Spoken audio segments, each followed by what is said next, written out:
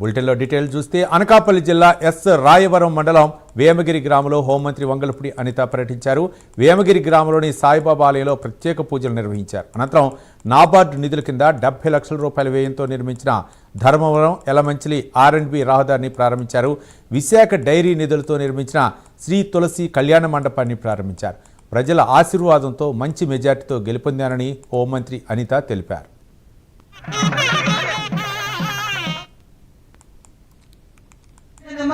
నియోజకవర్గం అందరూ కూడా ఒక సొంత ఆడబిడ్డను చూసినట్టు చూస్తారు. ఆ చనువు ఒక మాట అన్నా, ఒక మాట వాళ్ళను అన్నా ఏ రోజు కూడా మనసుకి తీసుకోకుండా పని చేయాలని తప్పంతో పనిచేసిన పరిస్థితి మీ అందరూ కూడా ఆ రోజు ఆదరించారు.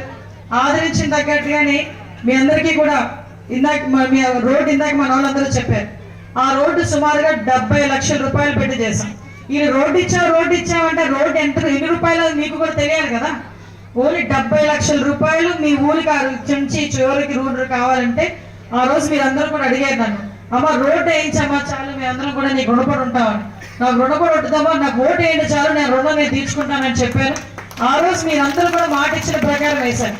మీకు గుర్తుందో లేదో, నేను ఎమ్మెల్యేగా ఉండేటప్పుడు అదే రామాలయానికి 5 లక్షల రూపాయలు ఇచ్చాను. ఎంతో కొంతవరకు చేయగలిగారు.